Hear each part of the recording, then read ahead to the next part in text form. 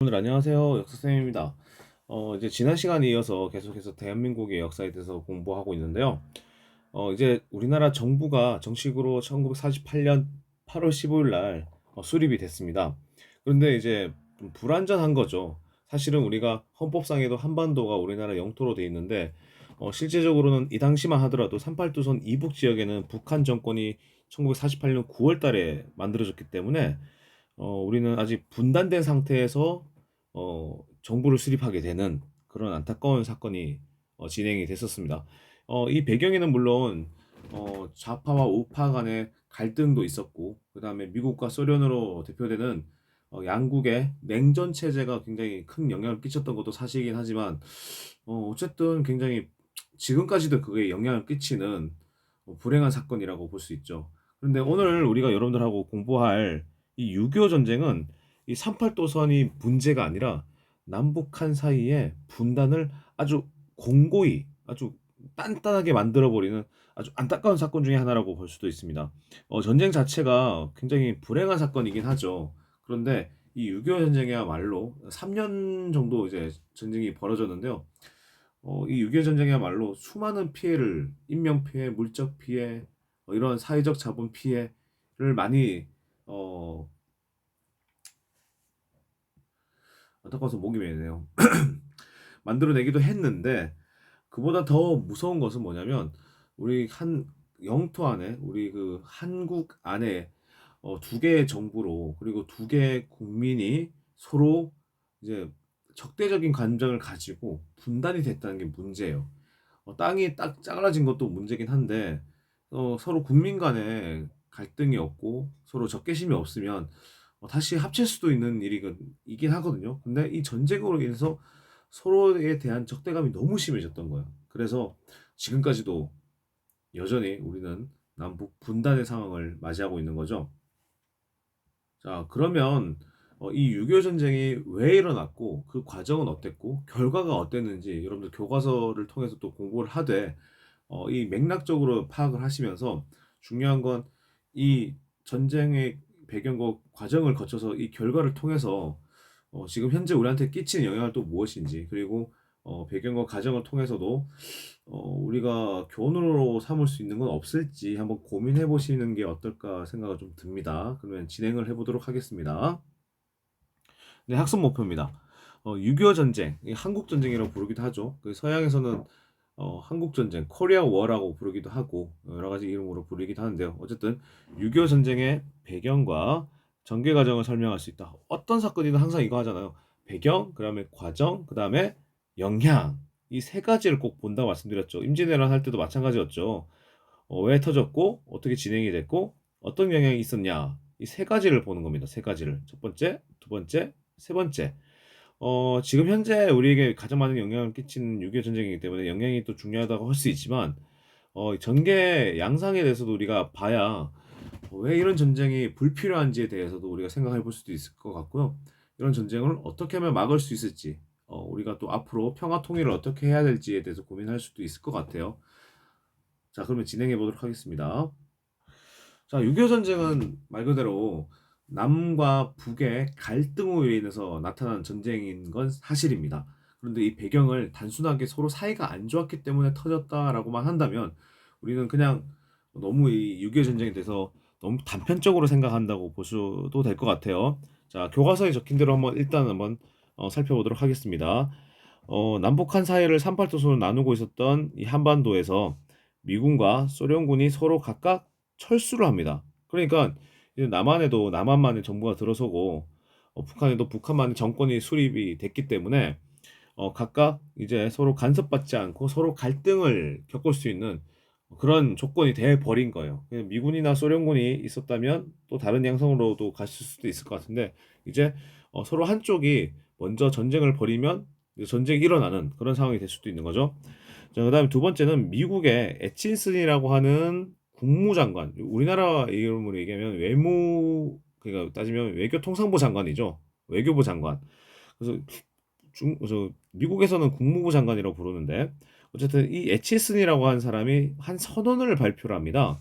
한반도를 미국의 방위선에서 제외하게 되는 선언을 발표하는데요. 이게 무슨 말이냐고 하면 우리 교과서 91페이지도 있을 거예요. 그리고 다음 PPT 자료에도 이 지도가 나오긴 할 건데 미국을 중심으로 하는 자본주의 자유민주주의 체제의 가장 방어선에서 남한을 빼버립니다. 한국을 빼버려요. 대만도 빼버리고요. 그러니까 소련이라고 하는 러시아 그리고 중국 당시 중국도 공산주의 국가 정권이 들어서거든요. 근데 일본을 최전방으로 하는 필리핀을 최전방으로 하는 그런 선을 딱 그어버려요. 그러니까 북한에서 딱 이거 미국에서 남한을 손 뗀다는 건가? 이런 판단을 하게 돼버린 거죠. 그 다음에 이미 38도선 부근에서 남북 간의 소규모 무력 충돌이 계속되고 있었던 것도 사실이긴 합니다. 그러니까 뭐 전쟁까지는 아니더라도 서로 총탄을 겨눠서 총탄을 쏘기도 하고 뭐 여러 가지 각가지 갈등이 일어나는 상황이긴 했어요. 소규모 무력 충돌, 그 전투 같은 소규모 전투들은 여전히 있었다고 해요. 자, 근데 이제 중요한 겁니다. 이제 4번입니다. 자, 당시 북한 정권을 이끌고 있었던 김일성을 빼놓을 수가 없어요. 그리고 이 김일성, 북한 정권의 이 6.25 전쟁에 책임을 100% 묻을 수밖에 없는 일이 있습니다. 왜냐면 의도를 가지고 소련, 당시 자기의 공산주의의 우두머리였다고 할 수 있는 이 소련의 지원을 요청을 합니다. 남한을 군사 충돌로 인해서 군사적인 침략으로 인해서 적화 통일을 시키겠다, 공산주의 통일을 시키겠다라는 의도를 가지고 이 소련의 지원을 받고 북한의 군사력을 증강시키기 시작합니다. 실제로 6.25 전쟁이 딱 터졌을 때 이 시점에서는 우리나라 남한에서는 전차 하나가 없어요. 탱크가 없어요. 탱크가. 근데 이미 북한은 수백 대의 탱크를 가지고 있었다고요. 소련제 탱크를.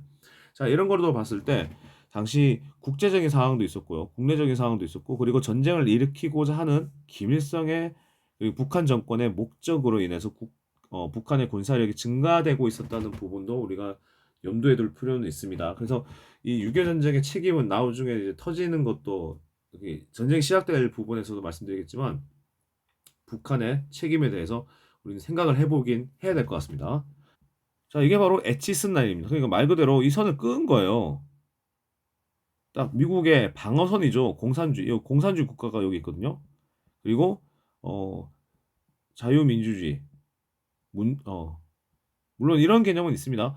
공산주의의 반대말은 사실 자본주의예요. 그 민주주의가 반대말은 아닙니다. 사실은 자유민주주의에서 반대말이 될 수도 있긴 하겠지만 어, 북한에서 쓰는 말은 인민민주주의입니다. 그 민주주의란 말은 어, 공산권에서 써요. 그래서 공산주의하고 자본주의가 반대말이지 민주주의가 반대말은 100% 아닌 거긴 합니다만 어쨌든 이렇게 공산주의 국가와 자유민주주의 국가를 이렇게 나눠버립니다. 남한이 있는데도 불구하고. 그래서 이제 북한 정권에서 이걸 공격을 해도 괜찮겠는데 이 생각을 하게 만드는 거죠. 네, 그럼 전개 과정에 대해서 좀 살펴보겠습니다. 이따 지도를 보고 여러분들한테 말씀을 더 자세하게 드릴 텐데 간략하게 일단 먼저 레퍼토리를 좀 설명할게요. 1950년 6월 25일 날 얘들이 전면적인 남침을 감행합니다. 선전포고도 없이요. 이 선전포고는 항상 나라끼리 전쟁이 벌어지면 선전포고를 합니다. 이 선전포고를 하는데 하지 않고 주말에 이게 주말이거든요. 다 군인들이 휴가 나가 있는 그때 새벽 4시에 남침을 시도합니다. 그래서 결국에는 준비가 안 돼 있었던 남한에서는 3일 만에 서울 함락을 당하고요.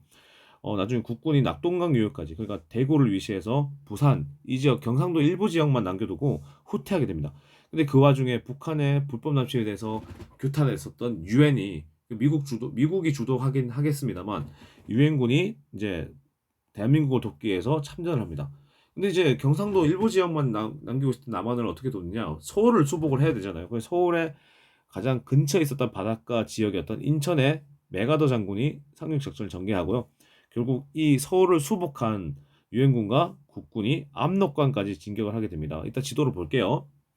자, 그래서 사면 초가에 빠진 북한이 중국에 요청을 합니다. 지금 우리가 지금 미국하고 남한한테 이 한반도를 다 뺏기면 너희 중국도 위험하다라는 얘기를 해서 얘들이 참전합니다. 10월 달에. 그래서 이게 밀고 들어와요. 밀고 들어와서 초반에 이 유엔군과 국군이 좀 약간 안일하게 대처했던 부분도 있고 사실 어쨌든 여러 가지 이유 때문에 서울까지 다시 재함락을 당하고요. 그 일사후퇴라고 합니다. 1951년에 다시 수복을 하긴 합니다. 대전 앞까지 왔다가 다시 서울을 수복을 하고 그 뒤로는 거의 뭐 한 2년 동안 지금 우리가 알고 있는 그 휴전선 근방에서 서로 아주 뭐 치열하게 좀 더 영토를 차지하기 위해서 공방전을 벌입니다. 특히 이때 사망자로 해야 되나? 희생자가 진짜 많이 나왔어요. 수많은 우리가 어르신들한테 들을 수 있는 전투가 요때 벌어집니다. 요때. 특히나 강원도 지역에서도 많이 이루어지거든요. 철원, 뭐 동해안 지역 뭐 할 거 없이 굉장한 전투가 많이 벌어집니다. 자, 그리고 이제 1953년에 이런 전쟁의 장기화로 피해가 급증하게 되면서 이미 1951년 이후로부터 휴전 협정이 벌어지기 시작해요. 여기 있네요. 자, 그래서 2년 뒤에 그러니까 이게 포로를 어떻게 교환할 건가 이런 이유로 인해서 그러면은 이 휴전선을 어떻게 정할 건가라는 이유 때문에 2년 동안 협상을 길게 합니다. 그 와중에 많은 희생자가 있었다고 했죠. 그래서 휴전 협정을 체결하게 됩니다. 그럼 지도를 보면서 좀 더 설명할게요. 1950년 6월 25일 날 이 38도선을 전면 남침을 합니다. 이런 식으로 서들어옵니다. 서울을 빼앗기고요.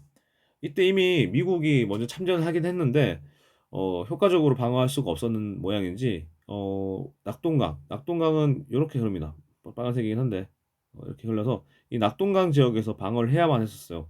그래서 이 지역까지 국군이 밀립니다. 그래서 낙동강 방어선이 9월 달에 그러니까 무려가 아니죠. 3개월 만에 이렇게 우리가 남쪽으로 대피를 할 수밖에 없었고 부산을 임시 수도로 삼습니다. 이런 상황이었어요. 근데 아주 극적인 전개가 이루어집니다. 어, 메가더 장군의 지휘로 인해서 인천에 상륙작전을 벌이게 되면서 서울 다시 수복을 하고 이제 보급로가 끊긴 북한을 계속 밀고 올라가서 결국에는 평양도 다시 빼앗고. 근데 사실 이 38도선 통과한 게 10월 1일이에요. 이때가 어떤 날인지 아시나요? 국군의 날입니다. 그래서 이 날을 국군의 날로 삼고 있어요. 지금 현재도. 그래서 지금 군인들은 이날을 기념을 하고 우리도 좀 축하를 하는 그 날이죠. 자, 평양도 빼앗고 그리고 압록강 지역까지 10월 26일에 도달하게 됩니다. 그러니까 불과 한 30일 한 달 안 되는 그 기간 안에 도달하게 되고 이제 어쨌든 북진 통일의 기회를 맞이하게 되는데요. 딱 이때 반전이 또 생깁니다. 어, 중국군이 내려옵니다. 우리가 압록강으로 들어가자마자 내려와요. 전면적으로 내려와요. 옛날에 쌤이 학교에서 배울 때는 인해 전술 그러니까 애들이 막 꽹과리도 치고 북도 치고 장구 치고 수많은 인력이 막 내려오면서 우리는 국군이나 유엔군이 굉장히 공포심에 후퇴할 수밖에 없었다라는 얘기를 많이 들었었는데 사실 이건 작전 실패라고도 얘기를 하더라고요.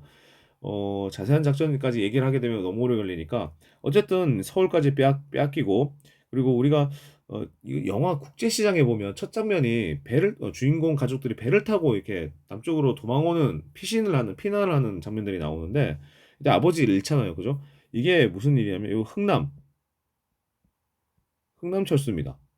흥남에서 철수해서 부산으로 내려옵니다. 그래서 그 국제시장에 나오는 가족들이 부산에 정착을 하게 되는 거죠. 그래서 이 경상도 지역에 은근히 이 그 함경도 지역 사람 분들이 꽤 좀 살고 있어요. 꽤 살고 있습니다. 그래서 나중에 그 처음에는 함경도 지역에 사투리 쓰던 주인공 그 아들내미가 나중에 할아버지가 됩니다만 아들내미가 나중에는 경상도 사투리 쓰고 있잖아요. 엄마는 아직 함경도 사투리 쓰는데 자 이렇게 서울까지 다시 빼앗기고 밑으로 내려옵니다. 그 뒤에 다시 서울도 회복하고 지금의 휴전선 인근에서 많은 전투가 벌어집니다. 그래서 백마고지 전투 뭐 이런 식으로 철원에서도 전투가 많이 이루어지고 어, 이런 전투가 2년 동안 지속이 되다가 1953년 7월 달에 휴전 협정이 맺어지면서 우리는 이제 지금 현재까지 이루고 있습니다. 좀 약간 안타까운 게 휴전 협정의 그 대상자가 사실은 남한하고 북한이 돼야 되는 거잖아요. 근데 그렇지 못하고 우리나라가 이때 당시에 유엔군의 군사 작전권을 넘겨줬기 때문에 우리가 휴전 협정에 참여할 수 없었던 부분도 있습니다. 당시에 또 우리 정부가 이승만 대통령을 대표로 하는 정부가 이 휴전협정에 대해서 반대하는 입장이었기 때문에 참여할 수도 없었고요, 사실은. 그래서 유엔군 사령부하고 북한 그리고 참여했던 중국 참전했다고 해야 되나 얘들이 남침했다고 해야 되나 어쨌든 이 세 나라가 세 나라로 해야 되나요? 어쨌든 세 나라가 주도를 해서 휴전협정을 했습니다. 휴전협정을 하는데 휴전협정은 딱 휴전협정을 맺어지는 그날에 전선을 기준으로 해서 휴전선을 맺고요. 각국의 북한, 그 남한 서로의 포로 교환은 그 포로가 갖고자 하는 나라로 보내는 걸로 했습니다. 그래서 만약에 북한에 가고 싶다 북한은, 그다음에 남한을 가고 싶다 남한, 그리고 두 나라도 싫다 하면 중립국으로. 그래서 인도로 가는 사람도 있고 스위스로 가는 사람도 있고 오스트리아로 가는 사람도 있었습니다. 어쨌든 이렇게 휴전이 1953년 7월 27일 날 있었습니다. 판문점에서 이루어져요. 우리가 알고 있는 판문점. 자, 이렇게 휴전이 맺어지게 됐습니다. 사진 장면 한 번씩 볼게요. 이거는 북한군이 서울 점령했을 때 탱크 모습이고요.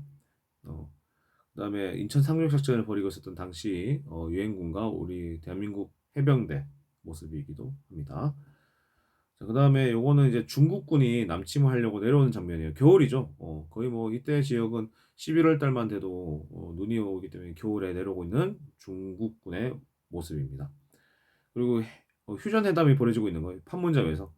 그래서 지금 보이죠? 유엔군하고 중국하고 북한군 이렇게 사이에 휴전협정이 맺어졌습니다. 이렇게 또 자, 휴전협정 체결했을 때 모습을 볼까요? 김일성, 그리고 중국인민군 지원군, 그다음에 국제연합국 총사령관. 어디 가도 남한 대한민국 대통령의 서명이 없잖아요. 참석서도 봐도 조선인민군 북한, 국제연합군 대표단. 이렇게 봐도 남한 참여하지 않은 대한민국 참여하지 않은 휴전협정이긴 했습니다. 그래서 좀 안타까운 부분도 있긴 해요.